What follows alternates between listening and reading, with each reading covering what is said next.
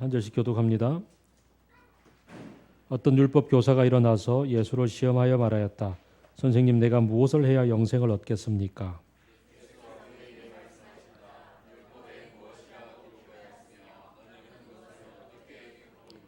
그가 대답하였다. 내 마음을 다하고 내 목숨을 다하고 내 힘을 다하고 내 뜻을 다하여 주 너희 하나님을 사랑하라 하였고 또 내 이웃을 내 몸과 같이 사랑하여라고 하였습니다.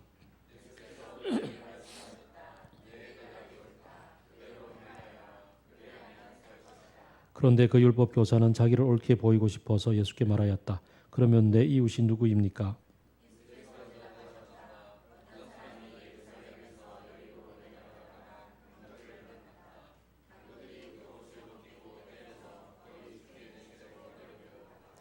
마침 어떤 제사장이 그 길로 내려가다가 그 사람을 보고 피하여 지나갔다.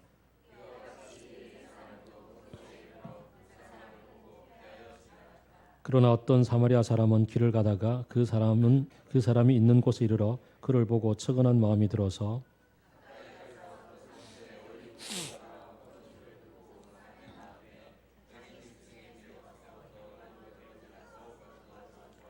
다음 날 그는 2데나리온을 꺼내어서 여관 주인에게 주고 말하기를 이 사람을 돌보아 주십시오. 비용이 더 들면 내가 돌아오는 길에 갚겠습니다 하였다.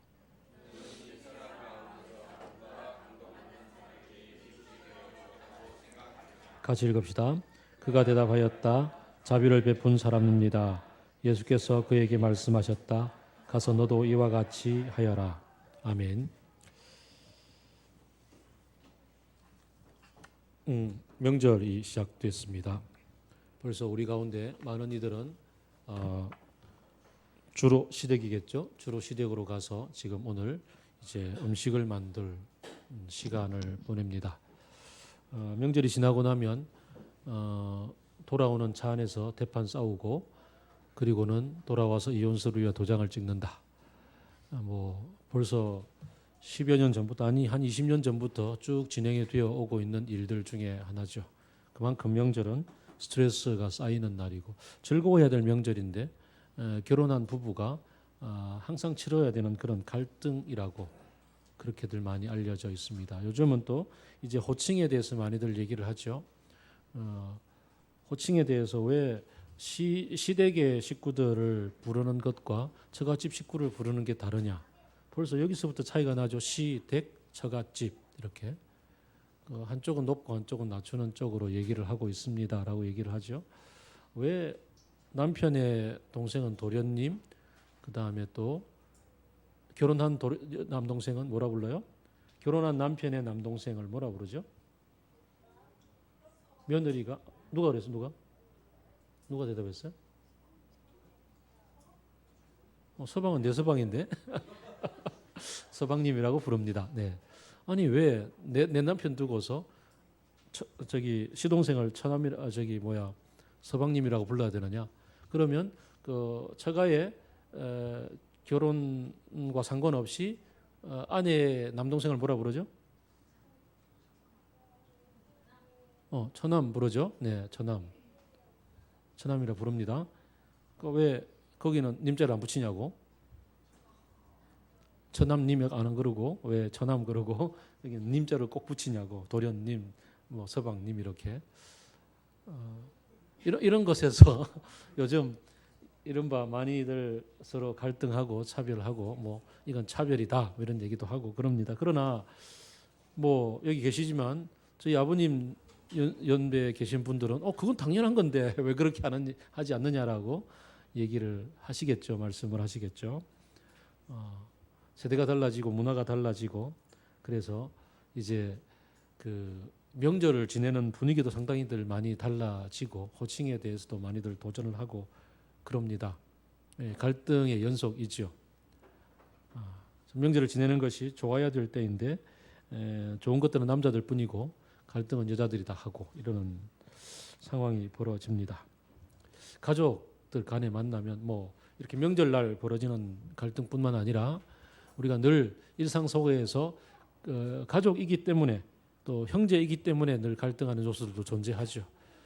다들 결혼하고 이제 부모님도 연세가 드시고 또 세상을 떠나가라 그러고 나면 유산 분쟁으로 갈등을 하고 그렇게 잘 지내던 그러한 형제지간에도 좀 더 지나고 나면 이렇게 유산으로 말미암아서 갈등을 하고 서로 싸우게 되고 찢어지고 안 보고, 요즘은 이제 부모님을 모시는 문제들 때문에 갈등을 요즘은 그렇게 많이 하지 않습니다. 왜냐하면 이제 요양병원이 있고 그렇게 해서 이제 병원으로들 모시니까 많이들 갈등하지 않습니다만, 얼마 전까지만 해도 많은 갈등들이 존재를 합니다. 이게 또 내 상황과 겹치면 더 힘들어지기도 하죠. 우리는 이렇게 가족들 사이에서 어떻게 하든지 갈등들을 할 수밖에 없는 시간을 지내는데, 갈등을 하는 이 가족들을 만나면 꼭 그렇게 갈등을 해야만 할까? 꼭 그렇게만 바라봐야 될까? 다른 시각은 없을까라는 생각을 해보게 됩니다. 그러면서도 막상 내가 그 문제를 만나면 여지없이 빠져들어서 같이 갈등을 하게 되기도 하고 그렇죠.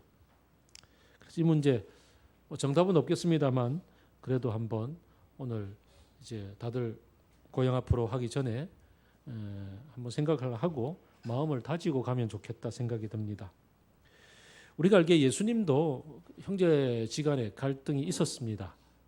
예수님은 그냥 모든 것들을 다 평안하게 받아들인 것 같지만, 예수님도 당신 자신이 굉장히 궁지에 몰렸을 때 그것 때문에 형제들에 대해서, 가족들에 대해서 욱하고 한마디 하신 적 있죠. 그 예수님이 계속 이제 막 사기 초기 무렵에 기적을 일으키고 병자를 고치고 자신이 메시아임을 드러내지 않고 그러면서 뭔가 이렇게 새롭게 하나님 나라를 가르치고 하고 있던 중에 점점점 세력들이 차오르니까 그 당시에 종교 지도자들이었던 바리새인들과 또 실제 권력자들이었던 제사장들이 나서서 쟤 좀 이단인 것 같아, 이단이야 라고 이렇게 이단 정죄를 하게 되었죠.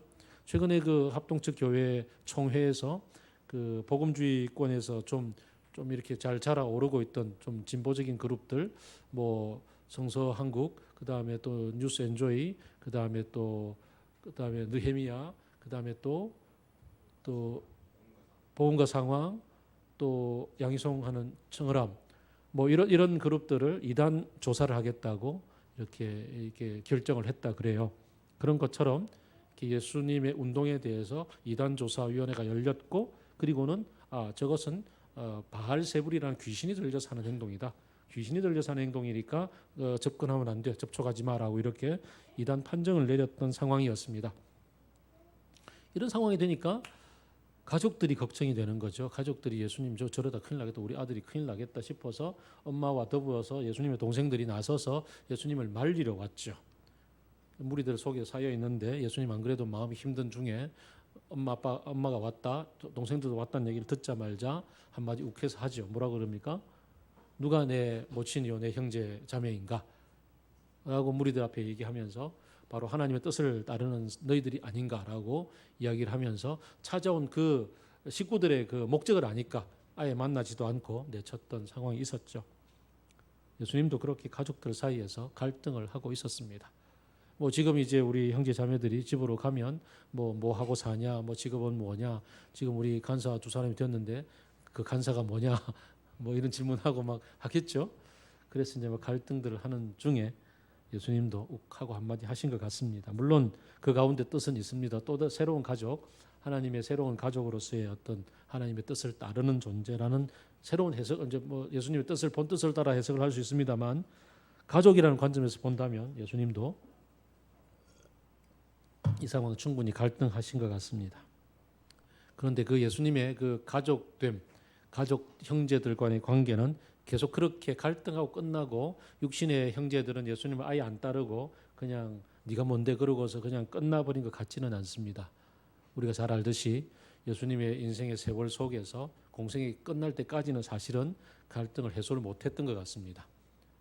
예수님 십자가에 죽으시기까지는 이게 친족들 간의 갈등, 특히나 뭐 나사렛 갔을 때 저 요셉의 아들이 저 무슨 저런 짓을 뭐 도대체 너 어디서 그런 것들 배우고 왔냐 이렇게 얘기하고, 고향에서는 뭐 인자가 머리 둘 곳이 없도다 그러고 고향 사람들마저도 배척을 당했던 그런 갈등을 여전히 겪고 사셨는데요. 부활하신 예수님은, 죽으시고 부활하신 예수님은 여러 제자들을 만나는 끝에 한 번 나를 잡아서 시간을 내어서 예수님의 동생 야고보를 깊이 만나셨습니다.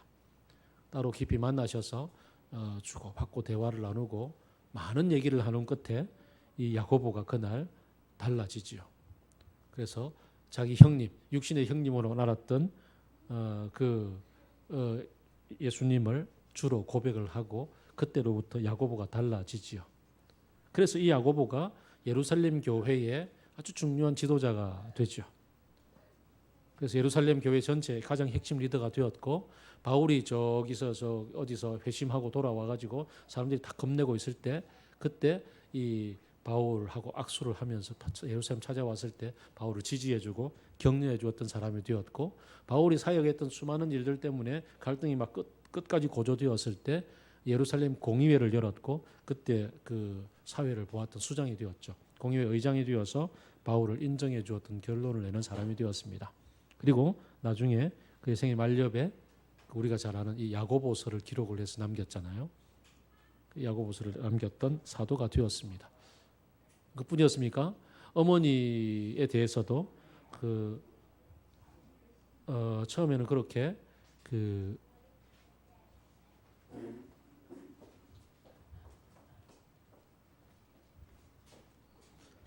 누가 내 어머니요, 뭐 내 모친이요, 내 형제 자매인가라고 막 그렇게 내질렀던 그 시절 지나서 어머니도 사실은 그 갈등 속에서 점점 그 예수님의 십자가 밑에까지 가지 않았습니까?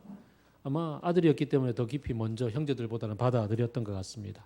그러면서 그 요한에게 너희 어머니다라고 자기의 사랑하는 제자에게 어머니를 부탁을 하죠. 그리고 그 마리아는 초대 교회에서 예수님의 생애, 특히 그 초창기의 생애, 공생애를 시작하기 전의 생애들, 수태고지부터 시작해서 그 다음에 그가 태어났을 때 12살 때 그 어린 시절의 모습에 이르기까지 예수님의 그 생애들을 제자들에게 차근차근 얘기를 해주는, 어떻게 보면 교회의 가장 중요한 어머니 역할을 하지 않았을까 생각을 해봅니다. 그래서 이 가톨릭 교회가 마리아를 굉장히 이렇게 깊이 따르는 것도 참 나름 의미는 있겠다. 뭐 교리적으로 그렇게 뭐 중보자로 따르는 건 문제가 있겠지만 예수님의 어머니로서의 초대 교회에서의 마리아의 지위는 굉장했겠구나라는 생각을 해보게 됩니다. 참 예수님의 이 가족과의 화해의 과정, 사실은 하나님의 나라와 당신의 메시아 되심, 하나님의 아들 되심을 놓치지 않으면서도 육신의 가족들과 함께 화해하고 그 육신의 가족들이 결국은 그 하나님의 나라 안에서 한 새로운 가족으로서 회복되어져 가는 것들을 보면서 우리의 육신의 가족들, 우리의 형제 자매들과의 관계는 어떻게 바라보아야 되는지에 대해서 좀 다시 생각을 해보게 됩니다. 사실 우리가 우리의 육신의 가족들을 바라보면서 어릴 때부터 얽혀있던 애증의 관계들, 서로 뭐 티격태격 싸웠던 관계들, 또 어떻게 보면 부모님이 당신의 생애를 힘들고 고단하게 사는 통에 나를 제대로 챙겨주지 못하고 해서 어릴 때부터 받았던 상처의 문제들, 이런 것들로 인해서 청년기를 보내면서는 부모와의 갈등을 겪고 넘어서고, 그러면서 어떻게 이해해야 되고 내가 홀로 서야 되는지에 대한 갈등과 고민을 하게 되기도 하고, 또 결혼한 이후에는 부부끼리 또 그 원 가정에서의 갈등들을 쌓아안고 와서 서로 부딪히고 갈등하고 싸우기도 하고, 또 그래서 그게 연장이 되어져서 양가의 가족들끼리의 어떤 갈등의 요소가 생기기도 하고, 이 다양한 우리의 이 형제 자매들과의 관계를 어떻게 바라봐야 되는지 정답은 없습니다만은 이 정답을 각자가 풀어나가는 과정 속에 가져야 되는 가장 중요한 마인드가 뭔가 생각해 보면, 먼저는 예수님이 풀어가셨던 가장 핵심인 하나님의 나라와 메시아 되신 예수 그리스도를 받아들이는 것부터 시작해서 내가 바뀌어져 가는 게 아닌가 생각이 듭니다. 그런 면에서 예수님이 오늘 이 누가복음에서 이 율법사와 나누었던 대화는 굉장히 중요한 것 같습니다. 율법사는 율법을 잘 알고 율법을 잘 해석하고 율법의 핵심이 뭔지도 잘 아는 사람이었습니다. 어떻게 해야 영생을 얻겠습니까? 라는 질문을 스스로 했고 거기에 대한 스스로의 대답을 했고 예수님의 인정을 받았습니다. 하나님을 내 마음과 뜻과 목숨을 다하여서 사랑하고 그 다음에 내 이웃을 내 몸처럼 사랑한다는 것을 잘 알고 있었습니다. 그러나 그가 알고 있는 것과 그게 내 인격 속에 녹아 들어있는 것은 굉장한 차이가 있는 거였죠. 그런 알고 있었을 따름이지 그게 내 속에 내 인격으로 내 삶으로 다가왔고 들어와 있지는 않았습니다. 옳다고 인정을 받고 싶었고 그래서 예수님께 그럼 내 이웃이 누구냐고 질문을 했습니다. 율법학자들은 그 이웃에 대한 해석을 하기 위해서 엄청나게 많은 각주를 달았습니다. 이런 경우에는 이웃이고 이런 경우에 이웃이 아니고 이런 경우에 이웃이고 아니고 뭐 이렇게 수많은 이웃에 대한 정의들을 쫙 내렸습니다. 이웃에 대해서 그렇게 정의를 내리고 어떤 사람을 만났을 때 만나야 되는가 아닌가, 요즘 뭐 흔히들 하는 얘기 그 동성애자들 만나야 되는가 아닌가 뭐 이런 것들이죠. 이런 기준들을 쫙 나열을 하고 있는 그에게 예수님은 이야기를 들려주셨습니다. 레위인과 제사장이 나오는 이야기, 바로 이 율법학자가 소속되어 있는 그 해석의 전통이 자리하고 있는 얘기를 들려줍니다. 강도를 만나서 피 흘리고 쓰러져 있는 한 사람을 레위인도 제사장도 다 그냥 지나갔습니다. 그들이 내렸던 해석에 의하면 만지면 안 되니까요. 현재 피를 흘리고 있는 사람을 만지면 내가 부정을 타니까요. 부정해지니까 만질 수가 없는 금령에 묶여서 만지지를 못했고 도와주지도 못했었습니다. 선의로 해석하더라도. 그런데 사마리아인은 지나가다가 그냥 아무런 율법의 제약 없이 그냥 불쌍히 여기는 마음으로 들쳐업고서 여관에 데려다 놓고서 치료해주고 부비가 더 들면 더 주겠다고 이야기를 하고 갔다는 얘기입니다. 누가 이 강도 만난 사람의 이웃인가라고 질문을 했고 예수님은 바로 그 사마리아인입니다라고 대답할 수밖에 없었지요. 내 편에 서서 누가 이웃인가를 정의하고 내리고 다가가는 게 아니라 도움이 필요한 그를 보자마자 덥석 달려가서 도와줄 수 있었던 이 선한 사마리아인. 이 사마리아인은 사실은 유대인들의 정의에 따르면 하나님의 백성이 아님에도 불구하고 그러나 그 마음속에 하나님이 있었고 하나님의 나라가 있었고 하나님의 성품이 녹아 있었다는 얘기죠. 누가 이웃입니까라고 질문하기 이전에, 내가 가족을 어떻게 대해야 되는지를 질문하기 이전에, 최근에 페이북에서 가장 핫했던 그 칼럼이 있었는데요. 어느 분이 썼던 칼럼이 네 지금 뭐 언제 결혼할래 뭐 이런 것들을 질문하거든. 결혼이 뭡니까라고 당차게 질문을 되물어 주라. 뭐 우리가 가족이잖니라고 뭐 괜히 사랑을 표현하는 척하거든. 가족이 뭡니까라고 당차게 질문을 돌려주라 이렇게 얘기를 함으로 해서 아주 당찬, 그래서 나를 지킬 수 있도록 하라는 그러한 칼럼을 사람들이 다 속 시원하다라고 그렇게 반응을 하는 걸 보았습니다.